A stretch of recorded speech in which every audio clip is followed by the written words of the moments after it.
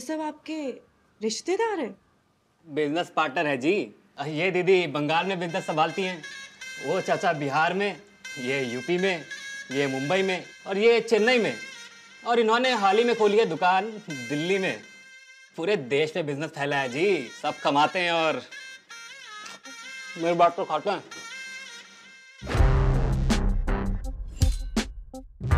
ये इंडियन चीज है, चाइनीज नहीं। दूल्हे तो आप ही हो ना? और कौन होगा जी? देखिए, दादी का दिया हुआ सब कुछ है, सरनेम है, दौलत है, शोहरत है, इज्जत है, मतलब मिल जाएगी शादी के बाद जी। हेलो, दूल्हा कौन होगा ये डिसाइड नहीं हुआ है अब तक। दूल्हा हम बनेंगे, इज्जत की कोई कमी नहीं है। ए भाई, तुम तो रहने ही दो, हमारी दुकान इनसे काफी बड़ी है। दूल्हा तो हम ही बनेंगे, है ना पापा?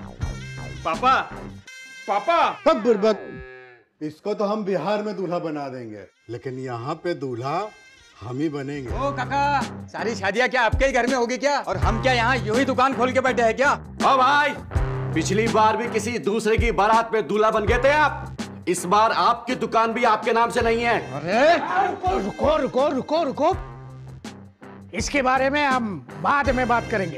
ओ दादा, दूल्हा तो इनके मैनेजर ही बनेगी। हाँ, दूल्हा तो छोटे बाबा ही बनेंगे। क्या? It's absolutely right. 1 second, why not me?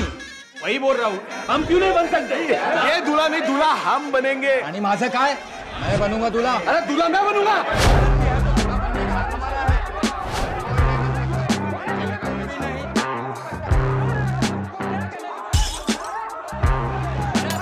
घर का टेंशन मत लो अंकल, शादी के बाद तो घर हमारा ही होगा ना। आपको लगता है ये अपने बीच दूल्हा चुन सकते हैं? तो प्रधानमंत्री कैसे चुनेंगे? खानदानी लुटेरों की कोशिश होगी बेकार। अब की बार 400 पार।